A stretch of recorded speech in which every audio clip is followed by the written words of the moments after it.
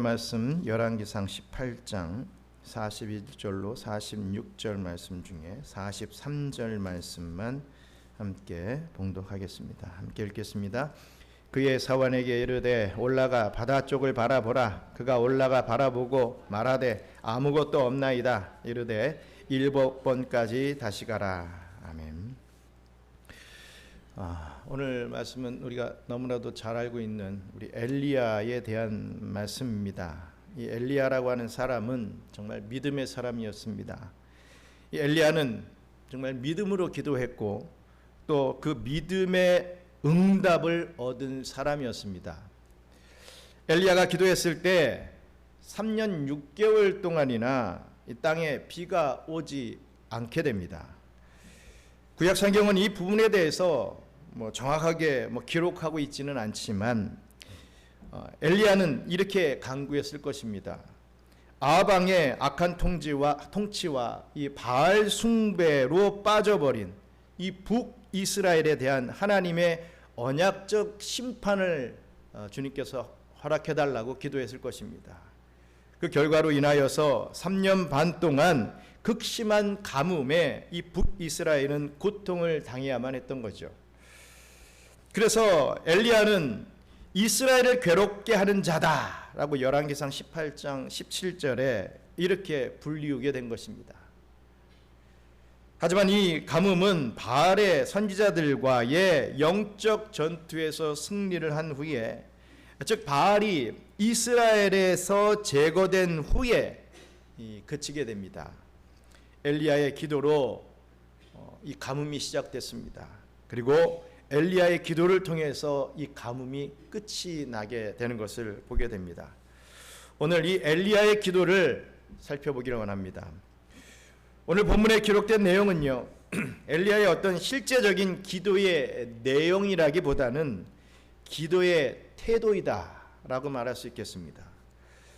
오늘은 이 가뭄을 그치게 한 엘리야의 기도의 태도, 그 기도의 특징을 한번 살펴보면서 함께 은혜 나누기를 간절히 축원합니다.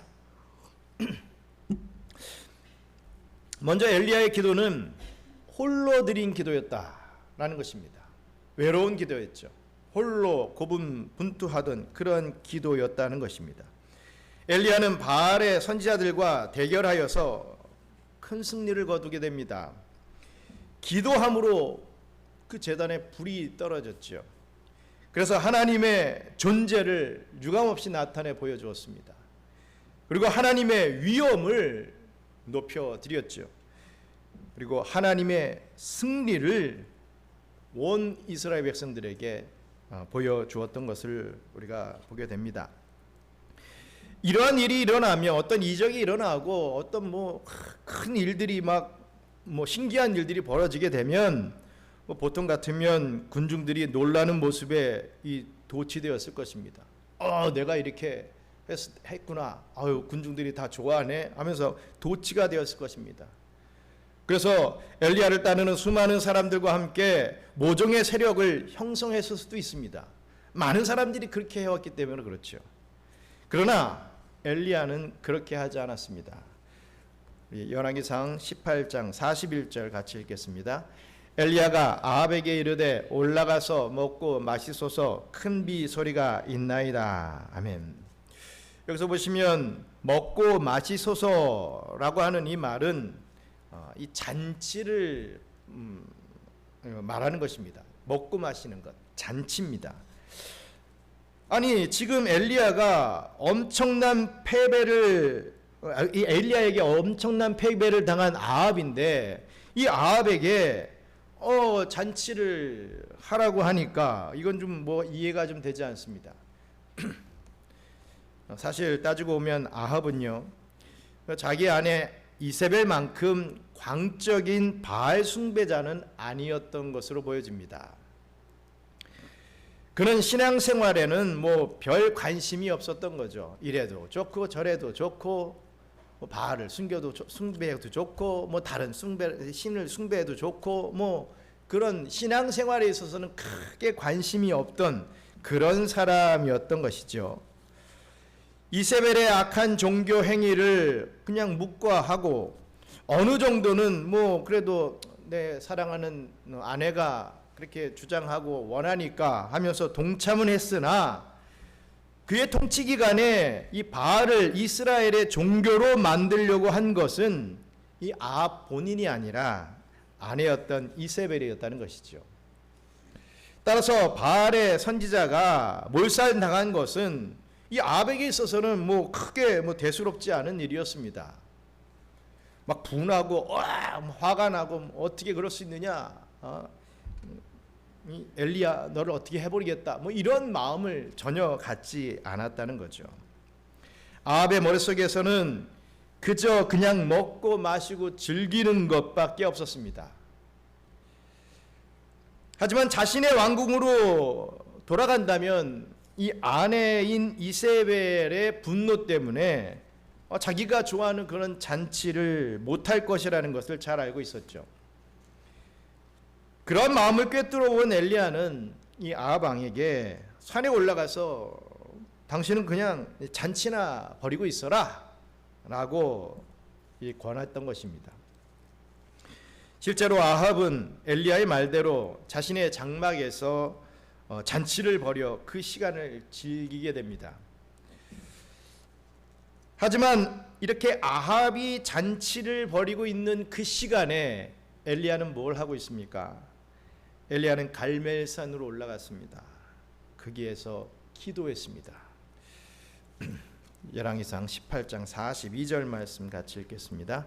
아합이 먹고 마시러 올라가니라. 엘리야가 갈멜산 꼭대기로 올라가서 땅에 꿇어 엎드려 그의 얼굴을 무릎 사이에 넣고. 아멘. 성경에 그의 기도의 내용이 뭐 기록되어 있지 않는 것을 보았을 때 정말 조용히 자기만 알아들을 수 있는 그러한 소리로 소리를 좀 죽여서 기도한 것으로 보여집니다. 특히 무릎 사이에 얼굴을 넣고 기도한 것에 대해서는 여러 가지 설명이 있습니다. 하지만 다른 것을 보지 않고 오직 하나님께 집중했음을 나타내는 말이죠. 세상의 것, 어떤 염려나 근심 그런 것에 내가 마음이 팔리지 않고 오직 하나님만을 집중하겠습니다, 하나님께만 기도합니다 라고 하는 것을 보여주는 장면이라는 것입니다. 즉 엘리야는 하나님과 조용하고 친밀한 교통을 나누었던 것입니다. 오늘날 일부 종교 지도자들 같았으면 그런 승리의 기회를 좀이라도 이용해 가지고 대중 앞에 자기의 위상을 막 알리기 위해서 노력했을 것입니다.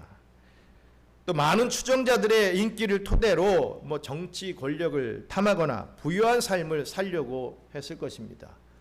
오늘날에도 그런 뭐 이단 목사들도 있고, 이단인지 아닌지 참 불분명한 또 어떤 목사님 한 분이 뭐 정치적으로 막 엄청난 흙탕물을 또 만들고 있지요. 그렇다 이거죠.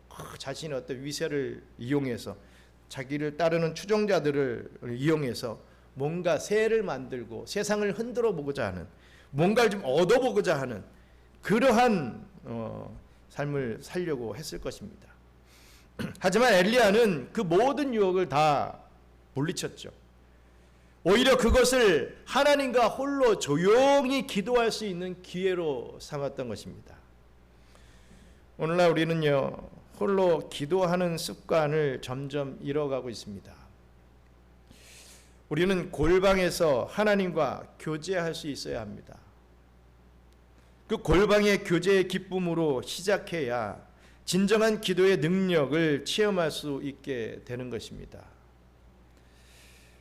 엘리야의 기도는 두 번째로 겸손한 기도의 자세를 보여주는 그런 기도였다는 것을 봅니다. 겸손한 자세였다는 거죠. 엘리야의 기도 자세를 한번 다시 보시기 바랍니다. 우리가 읽었던 42절 말씀 또 한번 읽을까요? 아합이 먹고 마시러 올라가니라. 엘리야가 갈멜산 꼭대기로 올라가서 땅에 꿇어 엎드려 그의 얼굴을 무릎 사이에 넣고. 아멘. 이것은 하나님 앞에서 지극히 겸손한 자세를 취했다는 것을 의미합니다. 엘리야는 이스라엘 백성들을 대할 때 정말 당당했던 사람이었죠. 뭐 조금도 뭐 굽힘이 없었습니다. 하물며 아합 왕 앞에서도 정말 결연한 자세를 잃지 않았던 선지자가 엘리야 선지자였습니다. 그래도 대통령 앞에 서면 뭔가 뭐 좀 꾸풀어지고, 왕 앞에 서면 뭔가 그 어떤 권세 앞에 이 주눅이 들고 하는 그런 모습이 보일 수 있을 텐데, 엘리야는 뭐 사람 앞에서는 절대로 이 당당함을 잃지 않았습니다. 꿀리지 않았습니다. 엘리야는 결코 사람 앞에 겁쟁이가 아니었으며 아무에게나 굽신거리는 그런 사람이 아니었다는 것을 잘 보여주고 있습니다. 하지만 하나님 앞에 나갈 때는 최대한 자신을 낮춘 자세로 머리를 조아리는 모습을 보여드렸습니다.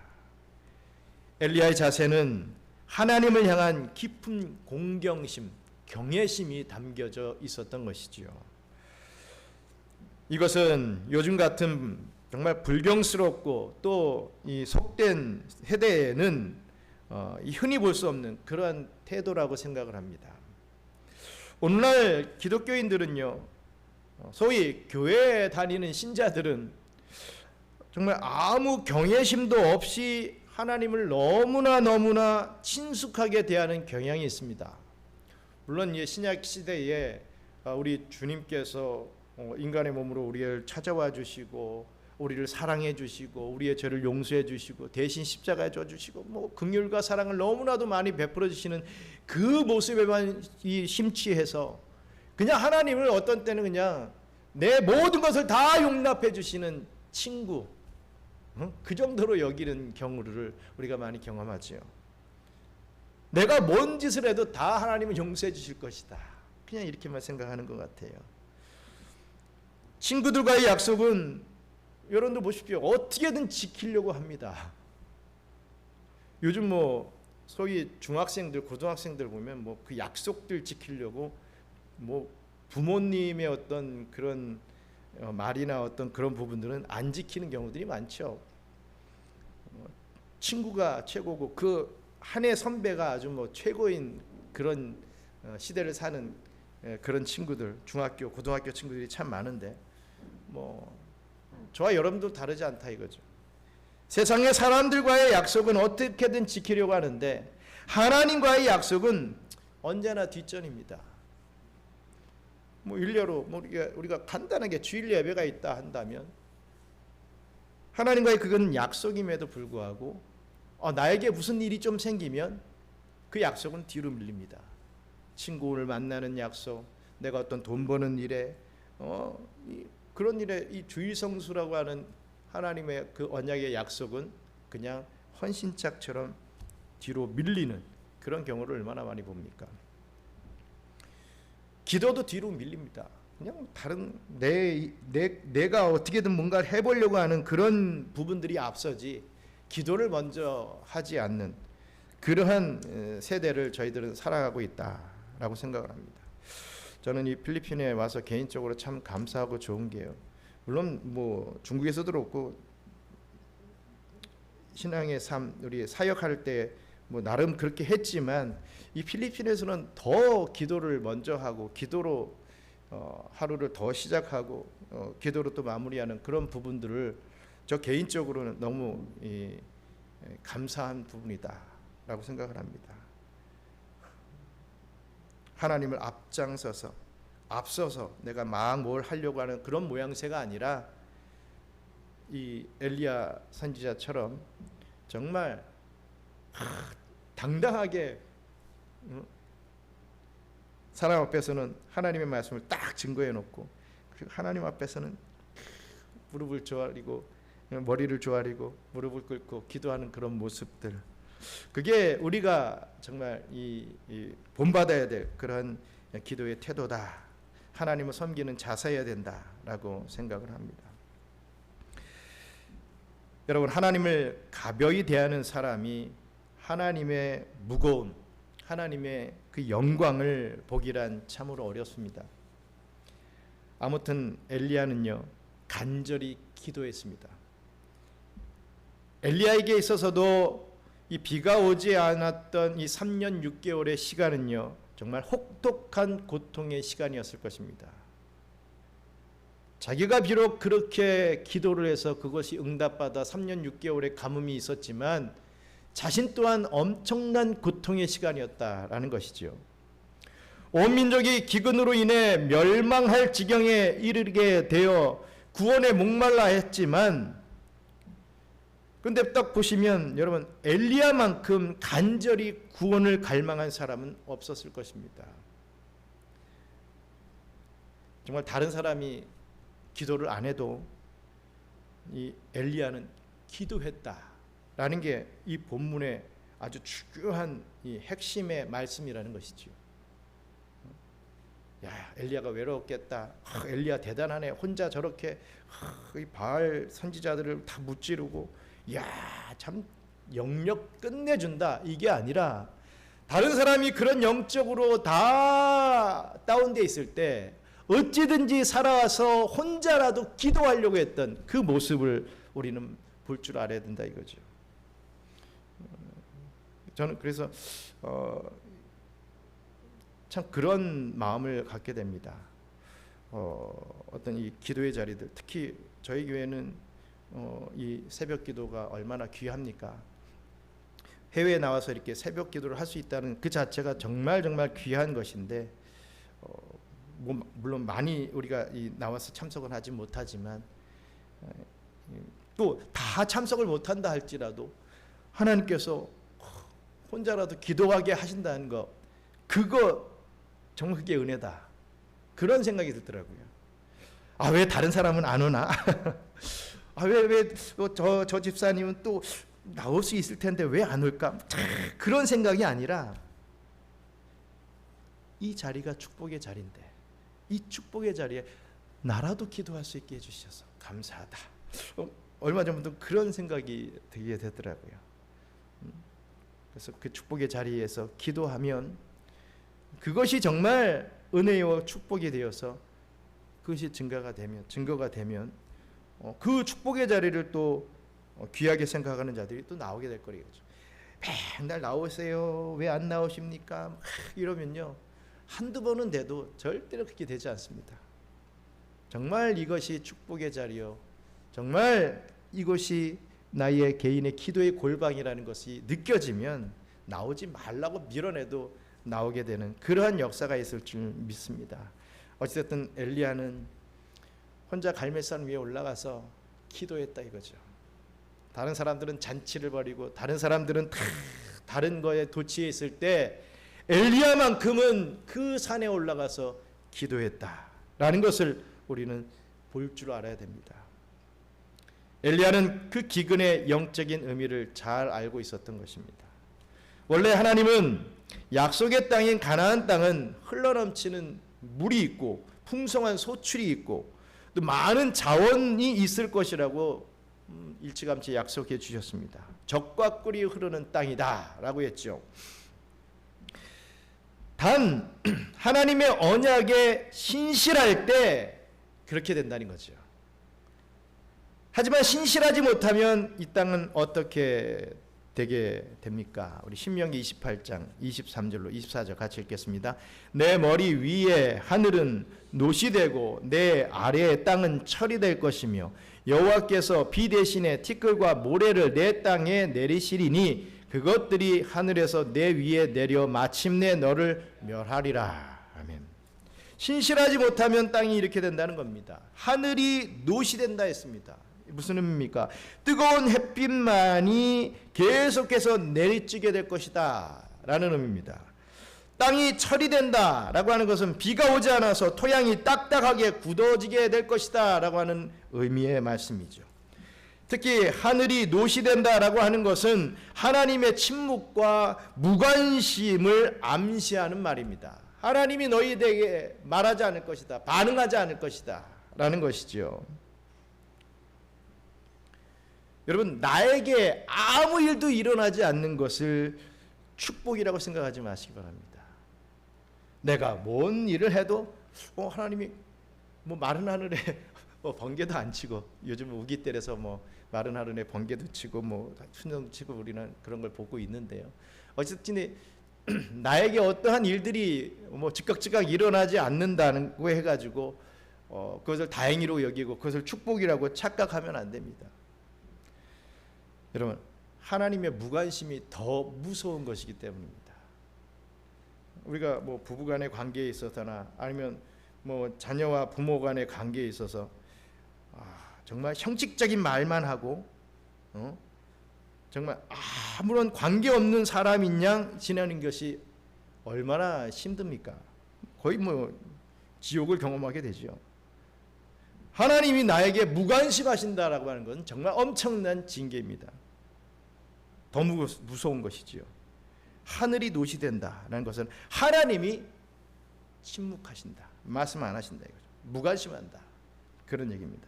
엄청난 징계를 얘기하는 거죠.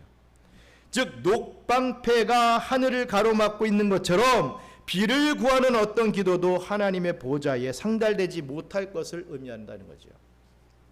다 막고 있다는 거죠. 막혀 있다는 거죠. 모세가 경고한 이 말씀이 엘리야 시대에 정확하게 일어나게 됩니다. 하늘은 노시되고 땅은 철이 되었던 거죠. 하나님의 저주가 온 나라에 임했습니다. 하지만 저주와 심판을 오게 한 이 바알 우상이 이제 무너지게 됩니다.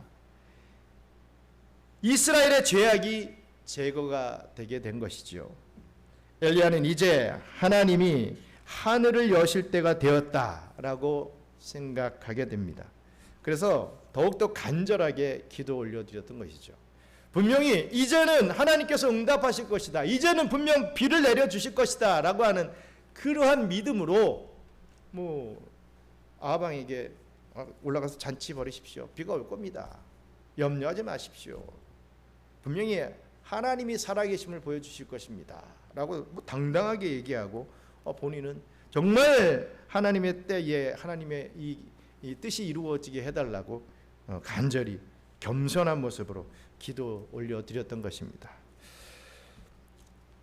엘리야의 기도는요, 기다리는 기도였습니다. 기다리는 기도. 사실 이 기도는 응답이 약속되어 있는 기도였다라는 것이죠. 응답이 약속이 되어 있습니다.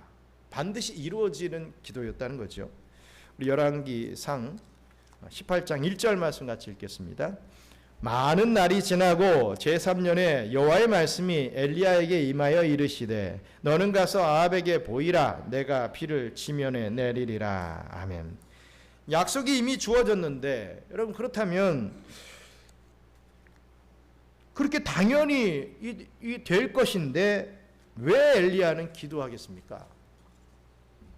여러분, 이 약속이라고 하는 것은요, 우리의 뜨거운 마음을 두려움 없이 쏟아 부을 수 있는 어떤 틀이다라고 말씀드릴 수 있습니다.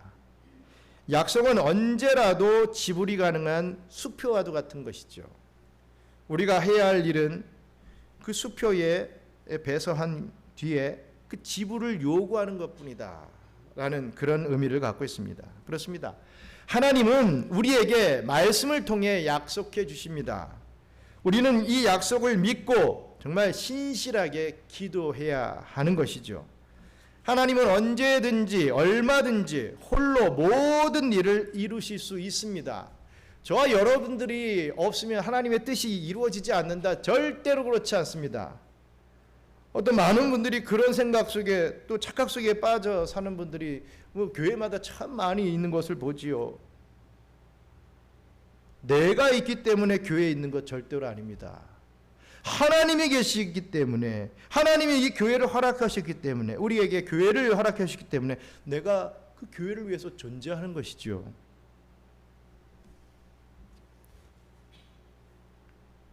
하나님, 우리 없어도 다 할 수 있습니다.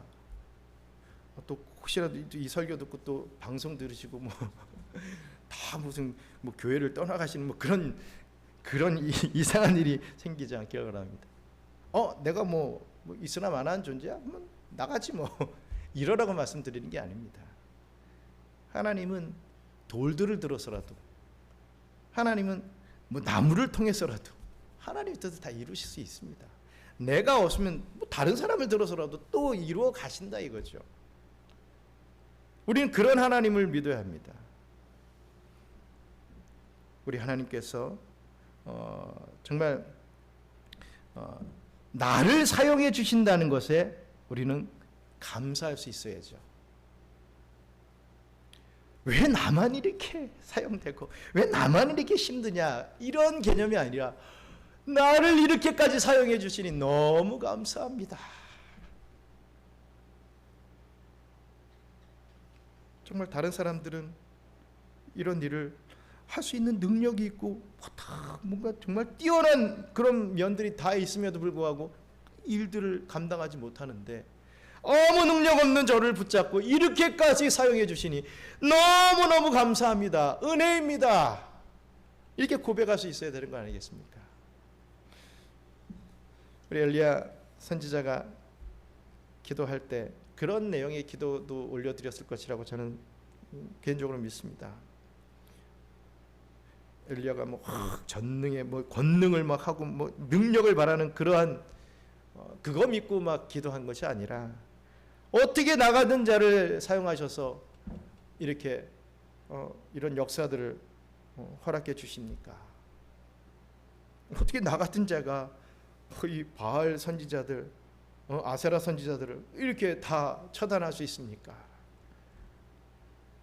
이런 정말 감사의 마음으로 하나님 앞에 기도 올려드렸을 것이다 라고 저는 믿습니다.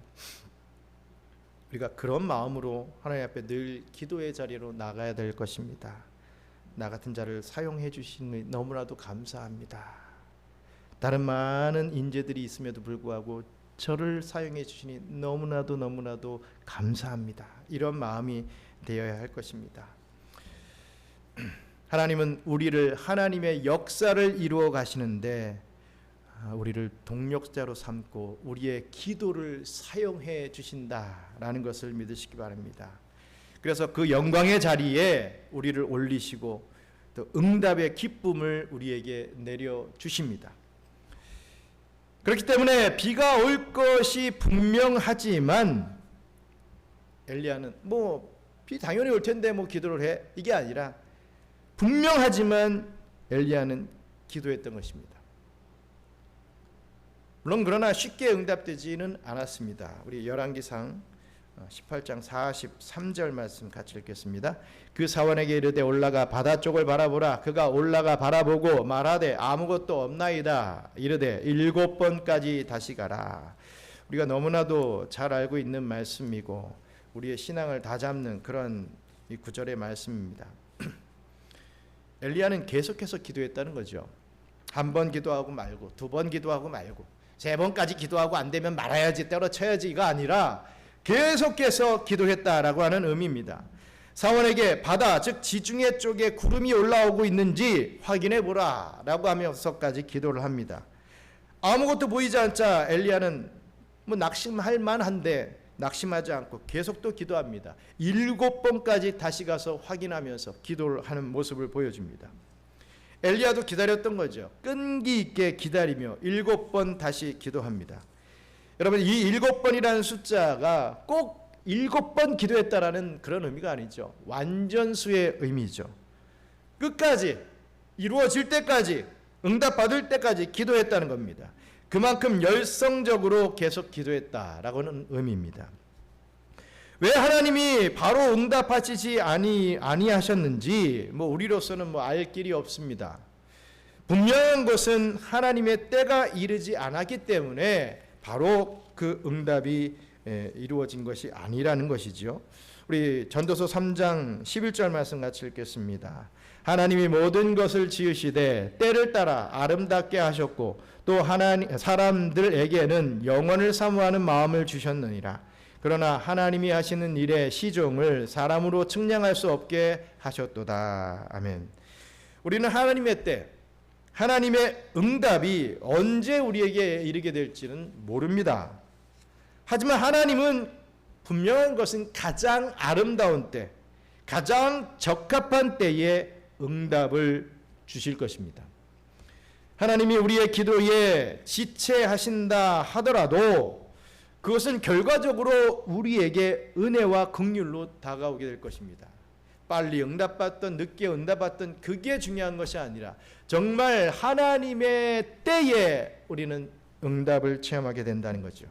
하나님은 언제나 오르신 하나님이기 때문에 그렇습니다.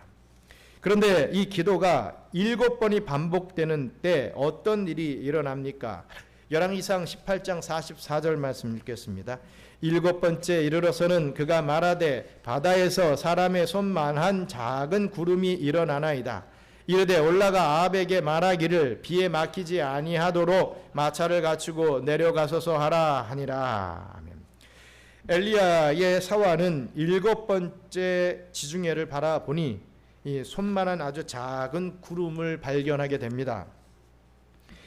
이것은 작은 구름을 물론 의미하기도 하지만 그 구름의 모양이 분명히 성경에서도 손 같다, 손만한 작은 이 구름이다 이렇게 표현하죠.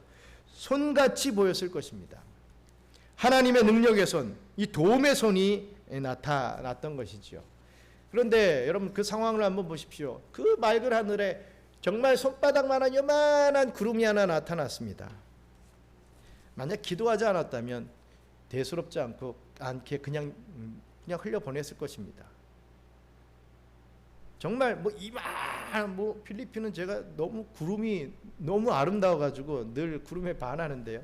맑은 하늘에 요만한 구름 하나, 무슨 솜사탕만한 그런 거 하나 딱 떴는데 그냥 넘길 수 있지 않습니까? 대수롭지 않게. 너무 작으니까. 그런데 그렇게 영적으로 깨어서 기도한 자였기 때문에 그것을 발견할 수 있었고 그것을 통해서 이제 정말 하나님께서 응답하신다라는 것을 확신할 수 있었던 것입니다. 이렇게 기도하며 영적으로 깨어있는 자가 발견할 수 있고 또 받을 수 있는 축복이라는 것을 우리는 다시 한번 깨닫게 됩니다. 그래서 엘리야는 아합에게 말하기를 비에 막히지 아니하도록 마차를 갖추고 내려가소서 하라라고 사환에게 일러주게 됩니다. 사환은 즉시 이 소식을 아합에게 전해 주었고 엘리야의 말을 가볍게 들어서는 안 된다는 것을 이 아합도 그동안의 어떤 이적들을 봐왔기 때문에 알기 때문에 이 잔치를 그만 멈추고 아합은 왕궁이 있는 이스라엘로 마차를 타고 출발을 합니다. 그 사이 이 큰 비가 내리게 되죠. 열왕기상 18장 45절 같이 읽겠습니다. 조금 후에 구름과 바람이 일어나서 하늘이 캄캄해지며 큰 비가 내리는지라 아합이 마차를 타고 이스라엘로 가니. 아멘. 손바닥만한 구름이 점점 커져서 이스라엘을 덮는 큰 비가 내리게 됩니다. 세찬 소낙비가 쏟아지고 바람이 거세게 불기 시작했습니다. 이스라엘이 정말 수년 동안 보지 못한 그러한 비바람이었던 것입니다. 사랑하는 우리 경양선교회 성도 여러분, 예수님의 동생 야고보는요 이러한 엘리야의 이야기를 읽으면서 의인의 간구함에는 역사하는 심이 많다라고 고백했습니다. 이것이 우리가 인내하며 낙심하지 말고 기다리며 기도해야 할 그러한 이유인 것을 우리는 깨닫게 됩니다. 하나님은 이 엘리야의 기도를 들으시고 이 갈멜산에 쌓은 이 번제물을 불로 태워 버리셨습니다. 또 엘리야의 기도를 들으시고 3년 반 동안 임한 하나님의 저주와 심판이 물러가게 해 주셨습니다. 그러나 이 역사는요 엘리야만의 역사가 아니죠. 또 야고보만의 역사가 아닙니다. 바로 오늘날의 우리의 역사이기도 합니다. 그러나 이 엘리야의 기도는 그리스도의 중보 기도를 예언해 주는 것이었습니다. 그리스도께서는 지금도 우리를 위해서 우리의 언약적 축복을 위해 하나님 보좌 우편에서 기도하고 계십니다. 이 기도는 반드시 우리의 삶에 이루어질 것입니다. 지난 주일 말씀을 드렸던 것 같이 분명히 하나님께서 택하신 하나님의 백성이 있지요. 그 하나님의 백성들은 반드시 하나님의 백성다운 삶을 살게 돼 있다라는 것입니다. 하나님께서 하신다 이거죠. 얼마나 큰 은혜입니까? 우리가 그 반열에 들어있다라고 하는 그것을 믿고 있다는 그 사실이 정말 큰 은혜요 축복인 줄 믿습니다. 은혜의 담비가 우리 위에 반드시 쏟아질 것입니다. 우리를 축복해 주실 줄 믿습니다. 우리가 그런 기대와 소망을 가지고 살아야지요. 그렇다면 그 은혜와 축복을 우리에게 쏟아 부어주시는 그 그리스도의 동력자가 우리 또한 되어서 함께 기도해야 마땅할 것입니다. 이 말씀을 기억하시면서 더욱 기도하라 하신 우리 하나님의 그 명령에 다시 한번 순종하면서 더욱 기도에 힘쓰시게 되는 그러한 우리 경양선교교회 성도님들 되시기를 주님의 이름으로 축원합니다. 기도하겠습니다. 하나님 감사합니다. 엘리야의 기도를 살펴보면서 우리들의 모습을 한번 거울에 비춰보기를 원합니다. 과연 나는 어떠한 삶을 살고 어떠한 기도를 올려드리고 있는지를 한번 우리를 되돌아보기를 원합니다. 아버지 하나님, 정말 하나님의 언약의 말씀을 붙잡고 주님께서 원하시는 기도의 자리로 나오는 것이 얼마나 큰 축복임을 우리가 다시 한번 믿게 하여 주시고 누가 강요하거나 내가 어떤 의무감이 아니라 정말 이것이 축복의 자리이기에 정말 하나님께서 허락해 주신 기쁨의 자리이기에 정말 그 기쁨을 가지고 동참할 수 있는 그런 기도의 자리들이 되게 하여 주시고 예배의 이 자리가 될 수 있도록 역사하여 주시옵소서.